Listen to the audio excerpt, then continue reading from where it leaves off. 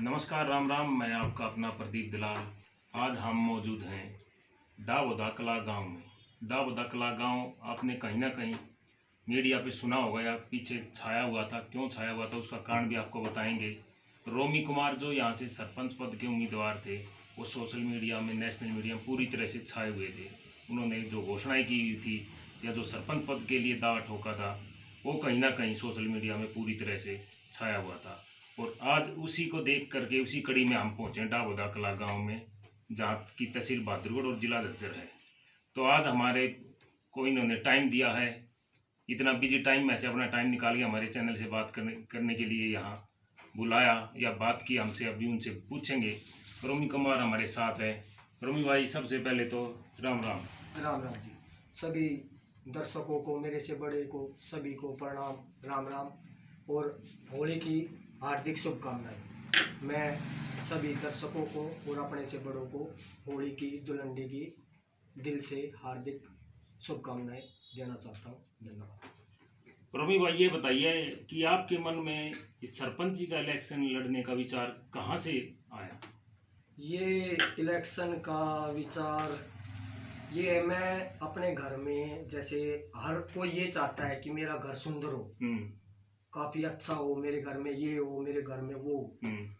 लेकिन मेरे मन में ये विचार आया, जब हम अपने गांव घर के लिए सुंदर सोचते हैं कि मेरा घर सुंदर हो, तो गांव के लिए भी तो सोचना चाहिए ना। किसी को गांव के लिए भी सोचना चाहिए कि गांव भी सुंदर हो, गांव में अच्छे पौधे हों, अच्छी सुविधाएं हों, पानी की सुविधाएं हों, हर एक सड़कों की सुविधाएं हों, सिविल लाइन की सुविधाएं हों।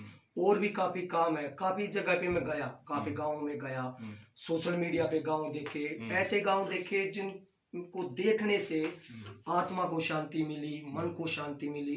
फिर वहीं से ये विचार आया, क्यों ना मेरा गांव भी ऐसा ही गांव हो, एक सुंदर गांव हो, एक स्वच्छ गांव हो, जिसमें सारी सुविधाएं हो, सब कुछ हो। उसी के कारण, उसी को देखते हुए मैंने उसी दिन से वो प्रण लिया कि मैं सरपंची का चुनाव लड़ूंगा और अपने गांव के लिए आने वाले समय में अधिक से अधिक सुविधाएं अपने गांव में लाऊंगा, गांव को अच्छा बनाऊंगा। ये मैंने सोचा।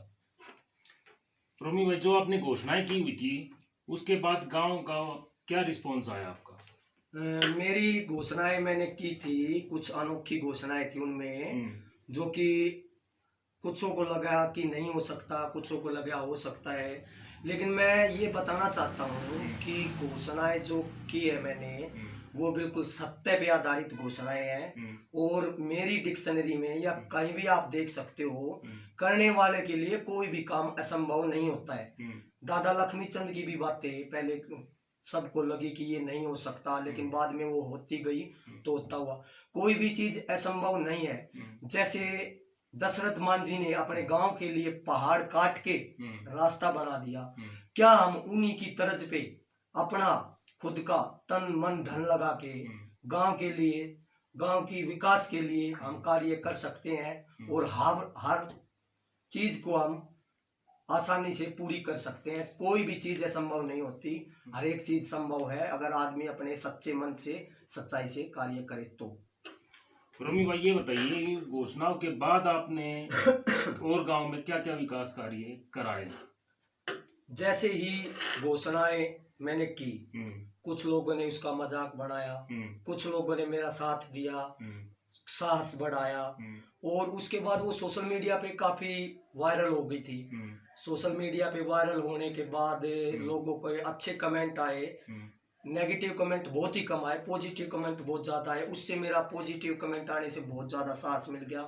मेरे को देखा, मैंने युवा साथियों का भी काफ़ी मेरे को सहयोग मिला। युवा साथियों का सहयोग मिलने के बाद मैंने दिन रात गांव के विकास के बारे में ही, ना कि चुनाव के बारे में, मैंने चुनाव के बारे में नहीं सोचा। चुनाव कब है, कब होगा, कितने दिन बाद होगा। मैंने उसी दिन से, जिस दिन अपनी घोषणा की, उसी दिन मैं गांव के विकास के कार्यों में लग गया हूं। और उसी दिन से मैंने गांव में लाइटें लगवानी है, आरओ की समस्या है, गांव में बुजुर्गों के लिए पेंशन की कोई समस्या है, कूड़े की समस्या है, उन पे काम करना शुरू कर दिया है। और गांव के जो युवा साथी है, उनको रोजगार के लिए, नौकरी के लिए उनके साथ गया, उनको प्रोत्साहित किया, उनको दिशा दी, आप वहाँ पे जाओ, नौकरी करो, उद्योग करो।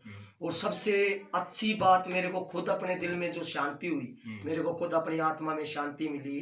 मैं कंप्यूटर टीचर होने के नाते मैंने गांव में एक छोटी सी कंप्यूटर सेंटर का स्थापित किया, कंप्यूटर सेंटर, जिसमें मैंने कुछ बच्चों को हार्डवेयर सिखाया, सॉफ्टवेयर सिखाया, और उनमें से कुछ बच्चे आज पूरी तरह से निपुण हो गए हैं उस कला में। वो हार्डवेयर का, कंप्यूटर का आराम से चला लेते हैं, कंप्यूटर बना लेते हैं। तो उससे मेरे को काफ़ी खुशी मिली और मेरे को साहस मिला।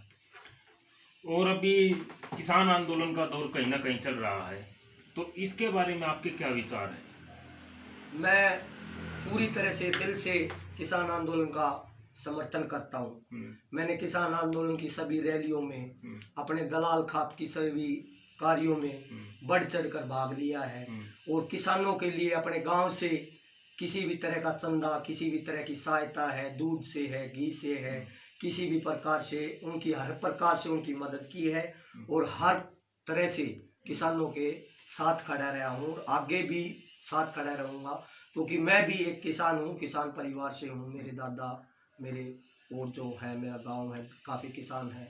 तो किसान ठीक है, मैं उनके साथ हूँ, दिल से साथ आगे तक रहूँगा और उनका आगे तक भी सहयोग करूँगा, जितना भी मेरे से हो सकेगा, तन मन धन से किसानों के साथ खड़ा। मान लीजिए आप इलेक्शन जीत गए, तो राजनेता की तरह कहीं आप ये तो नहीं बोल रहे ये तो जुमलेबाजी था, इलेक्शन जीतने का कोई माध्यम या तरीका था? जी, आपकी बात से बिल्कुल सहमत हूँ। मैं आपको ये बताना चाहता हूँ कि जो मैंने घोषणा पत्र बनाया है, सोशल मीडिया पे वायरल किया है, आप लोगों को दिखाया, गांव वालों को दिखाया, उसमें सबसे हाईलाइट बात ये लिखी गई है कि अगर मैं अपने वादों से मुकरता हूँ तो मैं अपना त्याग पत्र देने के लिए तैयार हूँ।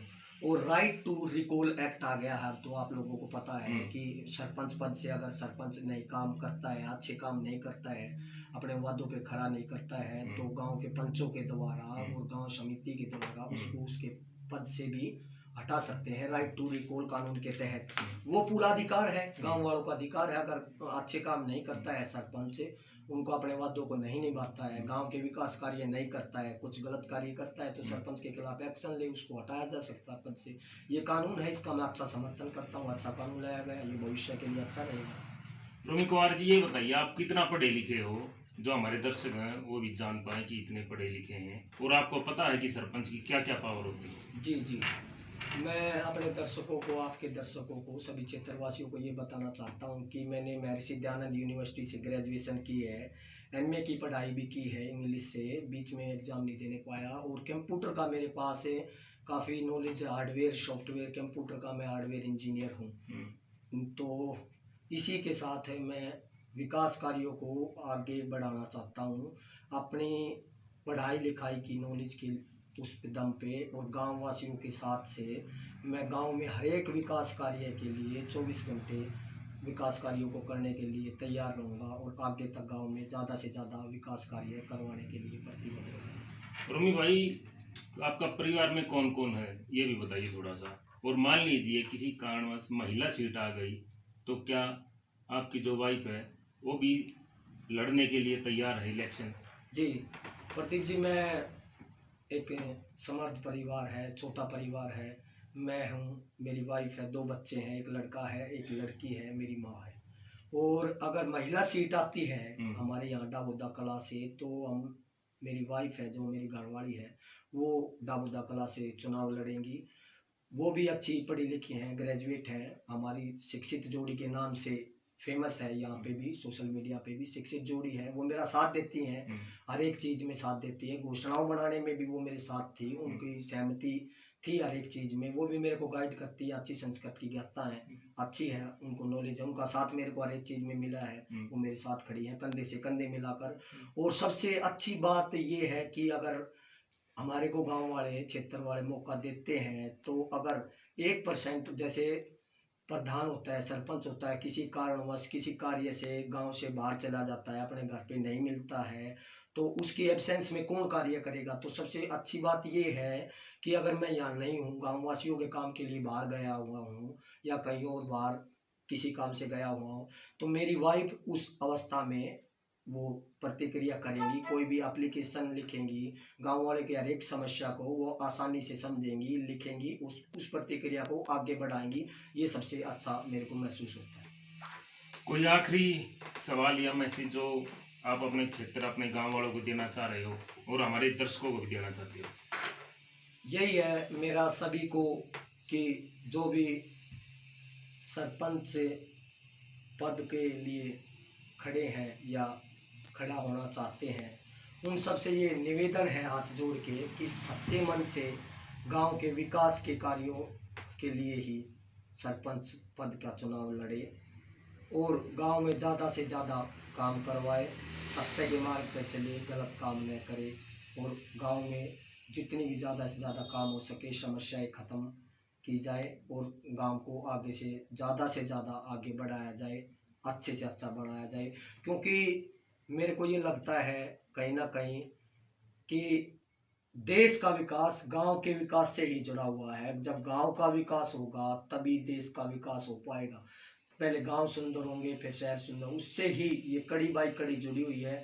तो सभी से ये निवेदन है कि गांव के लिए अच्छे से खड़े हों, गलत काम ना करें और ज़्यादा से ज़्यादा गांव में विकास कार्य किए करवाए जाए, बढ़ाए जाए, गांव को अच्छा व्यवस्था बनाई जाए। तो जैसा कि रोमी कुमार ने बताई, रोमी कुमार भाई एक बात और पूछना चाहेंगे आपसे। जैसे अभी हम आ रहे थे तो हमने एक दो जगह पता किया, जो आपने घोषणा की थी वो रिस्पॉन्स लोगों का काफ़ी अच्छा निकल के आ रहा है। तो हम उम्मीद करें गांव आपको मौका दे देगा सरपंच बनने का, और ये अगर दे भी दिया तो उसके बाद भी हम एक इंटरव्यू लेने के लिए आपके पास आएंगे स्पेशल। जी आपका धन्यवाद है इंटरव्यू के लिए, आप अपना समय निकाल के आप यहाँ पे आए और मेरे को बहुत अच्छा लगा है। और आपने भी एक दो जगह पता किया, मैं अपने जितने भी वादे किए हैं उन पे लगातार काम कर रहा हूँ और आने वाले समय में भी लगातार काम करूँगा। मेरे को चुनाव कब होगा नहीं होगा उससे कोई लेना देना नहीं है, चाहे चुनाव हो ना हो, मैं गांव की सेवा के लिए प्रतिबद्ध हूँ और आगे तक भी रहूँगा। और आप लोगों का मैं दिल से धन्यवाद करता हूँ, जो कि ये बड़े मीडिया नहीं दिखा सकते हैं, आप ऐसे सच्चाई को दिखाते हो। और आपके ये जो चैनल है मुसाफिर न्यूज़ है और आपके जो यूट्यूब चैनल है, मैं उनके लिए भी शुभकामनाएं देना चाहता हूँ कि ये सत्य पे आधारित जो डायरेक्ट बातें अपने दर्शकों तक, किसी की सच्चाई के विचार आगे तक बढ़ाते हो, तो भगवान भी आपकी इसमें मदद करेगा आगे तक, क्योंकि आप सच्चाई के साथ खड़े हो। मेरे को अच्छा लगता है क्योंकि ये चैनल जो सच्चाई दिखाते हैं ये अच्छी बात है। धन्यवाद करता हूँ। तो ये थे हमारे साथ रोमी कुमार जी, जिन्होंने अपनी बात साझा की और सब कुछ आपके सामने रख दिया कि क्या करेंगे और क्या नहीं करेंगे। बहादुरगढ़ से मैं प्रदीप दलाल। मुसाफिर न्यूज़ चैनल को ज़्यादा से ज़्यादा सब्सक्राइब कीजिए, लाइक कीजिए, शेयर कीजिए। धन्यवाद। राम।